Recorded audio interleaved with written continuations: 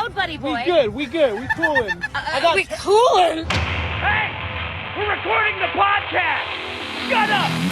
Good morning to you, wherever you are, because it is Morning Subway! for August 19th, 2026. My name is Bernie Burns. Sitting right over there, she's at her highest levels of all time. It's Ashley Burns. Say hi to Ashley, everybody. And tomorrow I'll be an even higher level. We were supposed to have terrible weather yesterday and today. And we have some guests that are here, but then they went on kind of a road trip. And it was good, the bad weather will be while they're gone. It's been beautiful. It's been stunning. It's been a beautiful couple of days. And I looked at the forecast, and as soon as they get back, it's supposed to get terrible again. Scottish weather forecasts, at least the Scottish Highlands, are a lot like opening hours for Scottish businesses. It's It's just a suggestion. Well, part of that is probably when we were in Austin, different parts of the city would have their own forecasts, right? It was very localized. The area that our forecast covers is like a county. Maybe our resident expert meteorologist, Steve, can tell us why there's got to be a phenomenon around the bubble that happens, the what we call the rain force field in Austin. Yeah, or the heat dome. There's something in Austin that makes it you watch the front come in from the west, and then it comes right towards Austin, then splits and goes away. Until it doesn't, and then it dumps shitloads of water all over the city. Once it breaks the dome, it's welcome to hell. Good Lord. Welcome to wet hell. Yeah. Well, here's the thing, though, is we might start welcoming those kinds of storms. I saw that Lake Powell in Utah, it's I believe it's the second largest reservoir in the U.S., is at a record low. What would be the first? The one that's behind the Hoover Dam? Hold on. That bad biggest, boy? Probably. That's gotta be it. Biggest U.S. reservoir. If you're measuring on total volume, I mean, because I'm assuming we're not counting the Great Lakes. It looks like Lake Mead, which is also just recorded a record low, is the biggest reservoir, and that's the Hoover Dam. So you got it. Good job, Bernie. Thank you very much. Thank you. Yeah, the drop in Lake Powell is scary because it provides power to 7 states, 40 million people, and provides about 5 million acres of irrigated farmland. Well, maybe not for much longer. So it's the scary thing is it's dropped more than 20 feet since the start of the year. Yeah, what's up? Right. And if it drops another 30 feet, which, considering that in the last 8 months it's dropped 20, is not, outside the realm of possibility within the next year, it will lose its ability to produce hydroelectric power. Yeah, that's scary. That's really scary. Think about 40 million people not having power and not having a way to replace it, because I don't know if they're making a major effort to replace whatever power that is. You know what we should do? We should build really water-intensive for-profit infrastructure like data centers. Yeah, that would be a good time to do that, wouldn't it? I wonder, because one of the things they're saying is persistent overuse, rising temperatures, and mismanagement at the state and federal level have all contributed to Powell's depletion. This is from a study done by Stanford and another one by UCLA. I think part of it, too, is that because there are so many states that rely on it and so many states involved, they can't come to an agreement on how they should cut back usage, because there's also so many water rights or whatever that have been sold off or long-term leased. You've got dudes in California growing almonds in the desert. Yeah, or it was in Texas. The river that was ran through Texas and then made Lake Travis. It was managed, and they would open the dam because they had to get enough water to the rice farmers in South Texas. The rice in Texas. Yeah. Why I don't understand. Why can't you just put the water-intensive stuff in the Pacific Northwest? Well, they used to have rice paddies in Houston. Go where the water is. When I first moved to Houston, the Uncle Ben's rice factory was still there, and where our houses were built used to be rice paddies, but naturally so, because it's Houston. It's basically a swamp, right? But south of Austin, not so much, man. Not so much. I mean, we've had Becca on the podcast a few different times, and her farm and her family are south of Austin, between there and the border. And you don't have to go that far south before it starts to look like a southwestern desert out there, Right, but not if you flood it and grow rice there. Right. So I had to look this up. The 7 states that are served power by the Lake Powell Reservoir are Arizona, Colorado, Nebraska, Nevada, New Mexico, Utah, and Wyoming. Yeah, I don't see them coming to an easy agreement on how to fix it. It's like they're still fighting about it, even though they're potentially half a year away from like not having it. There's a short way of saying that too, those 7 states. You just say the mountain time zone, basically. Not California, though. That's almost all of them. California's not in there. It's not. No, Colorado, Arizona, no, California. California's doing their own thing. I guess so. They probably pull, I would imagine, power from the Hoover Dam. And then even Los Angeles, like they have to get water from other places as well. It's just like, what is that little blurb at the end of The Big Short where Michael Burry, the guy who predicted the housing crisis, even though he's gone on to predict, I think the funny quote is he's predicted like 150 of the last 2 financial crises. He's kind of a notorious bear, but it did say at the end of The Big Short that the thing that he was focusing on going forward was water. And we've been talking about water for a long time. I do think there's going to be a big event with water, and it sounds like this could be it. One of them. This could be one of them, but that doesn't, like, if they're 6 months from not having anything and they still can't come to any solution on like how to maybe cut back a little bit and like how to manage it together, then I don't know what hope there is. Something I should follow up on. Remember when we did that article about that? We were talking about Tehran being about like 10 weeks. Yeah, they were like we're 2 weeks away from having no water. Hold on. Yeah, and then they were going to move the city and all that, and then there was the attack, and then that all stopped at that point. And I don't know. It's like I haven't heard about that story since. I thought that was going to be our first major like mass immigration because of climate change, but it could be something like this. We'll see. Yeah, the last updates that I'm seeing are from May, and they're like, yeah, it's going to be a bad summer. So unless you want a bunch of Arizonans showing up in your place, then be careful. Arizona, by the way, is the one state in the union, I believe, that does not have daylight savings time. They don't do it. So when Arizona runs out of water, Bernie, how are people going to get their influencer degrees? Well, what they'll do is actually, they'll say, we're not in the mountain time zone right now. Now we're in the Pacific time zone, so we do have water. So I declare water. They can just do whatever they want to down there. It seems like it would be more annoying to not have daylight savings time and that change twice a year in a country where everyone else does. Like, then you're doing more work, I feel like. Right, because everyone else is making the shift together, and you have to like figure out like sort of like what everyone else is doing. Right, now we're on California time, now we're on Colorado time. It just doesn't make any sense, right? It doesn't make any sense. I'm assuming Colorado's in the mountain time zone. I don't actually know the states in the mountain time zone. It's generally where the mountains be. Yeah, exactly, right? Because that's where the mountains are, Colorado. Do the mountains be there? Then maybe that's their time zone. As someone from Utah, do you get upset that Colorado is more heavily associated with mountains in America than your state? No, not really. I mean, I guess because I grew up in the mountain area of Utah, but Utah is also very known for, well, Lake Powell, although not for much longer. But a lot of like desert, like Monument Valley, and like a lot of like desert landscapes as well. Like as you go south in Utah, it gets really gorgeous, but definitely arid. I had a really lower than deserves opinion of the mountain time zone, because do you remember when we were looking at where we were going to move? One of the things I said was, well, why don't we look at somewhere cheap to live in America, like, for instance, Wyoming? And I looked up places there on Zillow, and I was like, never mind. What the fuck? The housing prices in Wyoming are ridiculous. Well, it's Wyoming, Bernie. It's like you live in Beverly Hills, for God's sake. You think you get those mountains for free? No, yeah, they come with a cost, I guess. They gotta pay for their snowplow infrastructure. Well, if you want to pay for your real estate in Wyoming, may I recommend starting a fraternity cocaine drug ring? Dude, how happy is Arizona that this headline came up about, what was it? Was it Penn State? Yeah. That they're like, well, you think our students are party animals. Wait till you see the guys at Penn State, which is a dry university.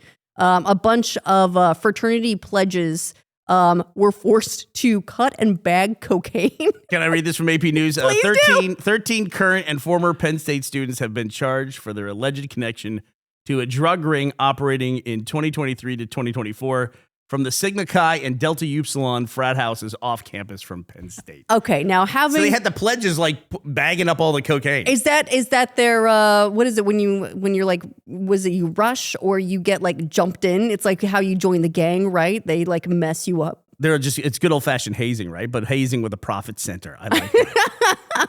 They're not just like running around the yard. Hazing for capitalism. Yeah. It's funny because I was in a fraternity in college and we had no hazing at all. Like none. Like I was, whenever I hear stories about hazing and these guys, I always thought, it's like, I was even young when I went to college. I was 17. I just turned 17 when I went to college. Most of these guys are 18. Not that there's much difference at that age between those 2 years, but still, I considered myself an adult. And if anyone had asked me to do something like eat cat food or like some of these horrible things you hear about, like drinking piss, there's no way. I was an adult. I wouldn't have let another person my age make me do that. I would have never done that. It's also like, do I want to hang around people who make people drink piss? Is that the kind of people I want to associate with? Exactly right. Yeah. Is that the friend group that I want to join? Yeah. And if I'm bagging up cocaine, let's start talking percentages. Like how much... What's my cut? Can I get equity in this business? Yeah. Let's have a real adult conversation about this. Never understood that stuff. Never understood that stuff at all. Well, and the best part about this too is that like I guess it's a dry university with no alcohol. A lot of them are though. I thought there must be no rules about cocaine. Well, there were. They're all like, what? There's 8 felony charges? What do they have here? There's a couple felony charges and some misdemeanor charges. I'm assuming that the pledges are the misdemeanors. It looks like of the 13 students charged, 5 are facing felony charges and 8 are facing misdemeanors. Misdemeanor cocaine distribution. Well, I'm wondering if that's the pledges, right? They're like, I don't know how I got roped into this. I just bagged what they told me to bag. Which is following orders. And I think you know if you're bagging cocaine or not. Maybe they didn't know that it was cocaine until they all started talking really fast. Maybe they couldn't stop talking. They told the pledges, look, you guys are going to be making all semester. You're going to be making the bags of fake snow that we're going to use for the Christmas formal party. Make sure that you don't bag over a gram at a time. That's right. Also, you have to do it naked, and we have to look up your butt when you leave work. Hope that's okay. Apparently, there's a dad mixed up in there too. I guess some dad. Yeah, was like hiding the ringleader. Was like hiding money and stuff in his safe. Yeah. The guy they're charging with the ringleader was only 24 years old. He's an alum, I guess, or maybe he's like an 8th year frat guy. He's one of those like never graduate. He's was it Van Wilder? Van Wilder. You know what's weird about that? Do you know that Van Wilder, who was played by Ryan Reynolds, right? Yeah. It was a National Lampoon thing. Like, I feel like National Lampoon is gone. Like, I feel like, if I may, National Lampoon got replaced by College Humor, and then College Humor turned into Dropout. But I don't feel like anyone follows National Lampoon anymore. And they were like in the 80s, they were making movies like Vacation and stuff like that. Yeah, didn't they make Animal House? Yeah, and they made Animal House, exactly. And anyway, I think it was from an article that National Lampoon did, or somebody did, about this guy who was partying. I want to say it was like one of the Florida schools, and he was just like living life and loving it. And then they turned it into Van Wilder.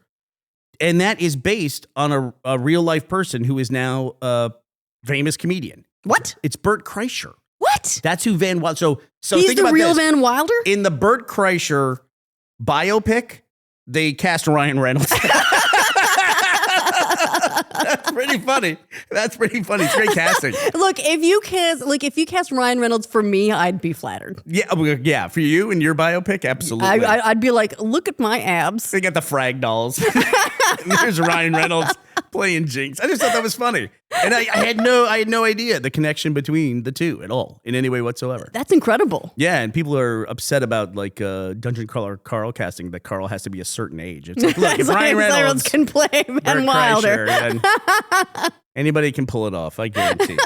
Well, I'm waiting for Van Wilder to the Cocaine Boogaloo now. Yeah, right. Now they have more material from which they can draw. I saw a really funny thing right before I got on here. It was a really heartwarming thing, and we should link this in the link, Tom. It was usually when you go down like a rabbit hole or something like that, it's something that's going to upset you. This was really heartwarming and wholesome. Go ahead. And it was a reporter for one of these like blog style, like, like Vice or something like that. So it's a website called Input. I've never heard of that one before. But this article, the reporter got obsessed with the photos that were on the Wikipedia entry for High Five, which they described as like... Who's High Five? Just high five. Like, what is a high five? Like, if you look up, what is a high five? What is a high five? And it gives you the description and how to do it. And then in the photo demonstrating a high five, there's also, they went through some of the variants. And the reporter got obsessed with the down low, too slow variant of the high five. Yeah, okay. And the 4 pictures that demonstrate that, it's this young couple that are demonstrating it. And it found out that other people were obsessed with these photos as well. And to me, it was like a little microcosm of the internet, because there were even critics of the photos, because one person said it was a waste of valuable public resources that Wikipedia needs by hosting 4 photos of this. And also because... Oh, please. Wikipedia has a profile for me on there. Okay. But the 4 photos you go through, give me a high five. Yep. Now down low. Yep. And then when the person goes to it, it's the photo of them pulling their hand away. Yeah. But then the 4th photo was the gotcha moment. Too slow. And they described her as a victim. The victim now realizes their mistake. And the perpetrator, was doing the finger guns. And people were like, it's inappropriate for us to feature finger guns, which are a totally different hand gesture, in the entry for high five. It makes it confusing. I just You're muddying the gesture waters. This is so much the internet, like, consolidated into one little stupid entry. But the guy went down. I don't know if it's a guy or a lady who wrote it, but I'm going to use my Northeastern guy, which applies to everybody, who wrote it. They went through and they tried to find the couple that was in the photos, and they're now married. And it comes up all the time, and occasionally it goes viral. They were boyfriend, girlfriend at the time, and now they're married, and they have 2 daughters, and like they love this, like, part of their history. And they recreated the up high, down low, too slow photos with their daughters. It's really super cute. That's fantastic. It was just nice and wholesome. I don't know why. I don't know. How are they going to explain to their children that they were part of a problematic and I would say aggressive ambiguation of the high five too slow? They added finger guns? The weird thing is, the movie now based on these photos is Justin Baldoni and Blake Lively. It's just like, here, that one might be in development trouble. We'll see. We'll see. But I thought it was really wholesome and cute. I really liked it. All right, real quickly before we move on, the article was written, it's for Inverse, and I guess their input column was written by Annie Rowerda. So sorry for both misgendering you and anonymizing you at the same time. But in my defense, the byline is super small. What else is going on in the world, Ashley? Well, we've had a busy morning here at the house. The kids are back to school, and we received we received this. It wasn't like a gift. I ordered it online. A boneless couch. So we have... It's just a foam couch, but she keeps calling it a boneless couch, and I love this. We have this like finished attic space, but to get up to it, you have to go around like these twisty, narrow stairs. And so most furniture, we're like, we can't just order a normal couch. It's not going to fit up there. And then I saw something that exists called a boneless couch. And it's basically it's all foam with no wood framing inside. Did they market it as a boneless couch, or did you call it a boneless couch? No, it's marketed as a boneless couch. Like someone was they were in some wing restaurant and they ordered the wings. And then someone was like, you can get boneless wings. And they went, boneless? Well, I have a great idea. I'm going to make a couch. And so our boneless couch arrived in 2 boxes. It's kind of like those, the mattresses that they've now started sending through the mail, right? You receive the mattress and it's all like compressed way, way, way down. Makes for great viral videos when people open them. It does make for great viral videos. And so I was actually really worried that this couch was going to do the same thing to us, but it arrived in 2 boxes, just super flat packed stuff. We just opened it up. It did not attack either one of us. And now we've got this couch inflating itself slowly in our attic. I went through a range of emotions, though, because I was like, it came in 2 boxes, right? And one had like the ottomans and the cushions, and one had the body of the couch. We don't know, because it's slowly inflating. It's inflating, and then we'll figure out how everything's shaped and what order it goes in. Is inflating the right word? It's like reforming itself. It's self-inflating, I guess. It's like we gave it a pet biscuit. Would you say it's reflating? We're waiting for it to change form. But I was carrying it up the stairs, and I thought, oh, this is great. This is so light. And then I thought, wait a minute, maybe that's not a good thing that this is so light. Yeah, here's the thing: is it's to be confirmed whether this thing is actually any good. I've never had a boneless couch before. I think the children are going to love it regardless. I think they're going to love it, but I think for adults, I think we're going to sink into this thing. Like if we're watching a movie over 2 hours, like maybe. So we'll have to like let it inflate. It's going to take a couple of days to actually regain its form, and then we'll see how it goes. But I guess because it's got no bones, it was also like really cheap to buy.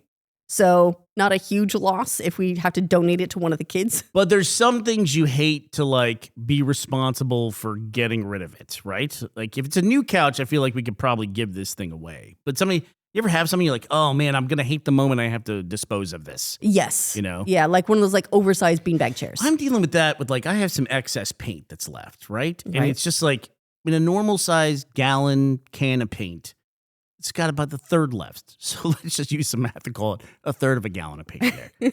It is so difficult to find someone to let me do that. It's not so much the paint really. There's also like some tile adhesive.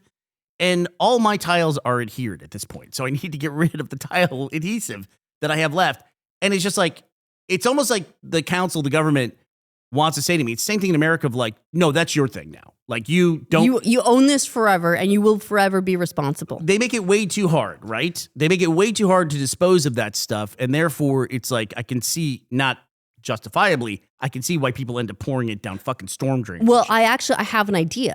I know that Lake Powell needs some volume. Oh, I was going to say, don't even say the reservoir thing.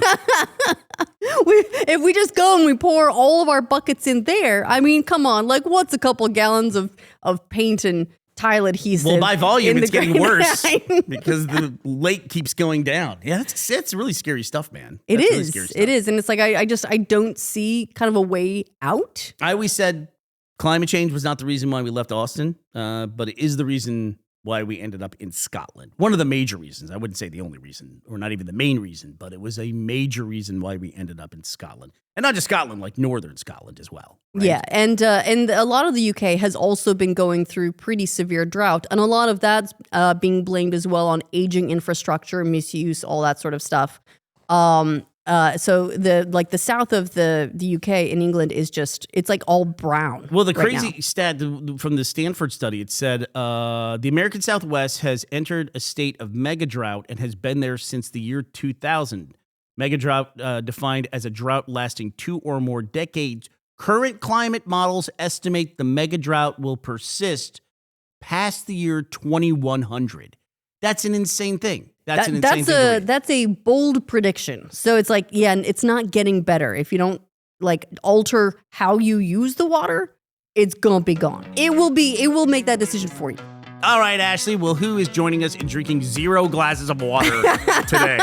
All right, kicking their water addiction, I want to say a shout out to Jessica Frystone and Jadouble. Thank you both so much for sponsoring this episode of our show at patreon.com/morningsomewhere and roosterteeth.com. Do not become addicted to water. All right, that does it for us today, August 19th, 2026. We will be back. Talk to you tomorrow. We hope you will be here as well. Bye, everybody.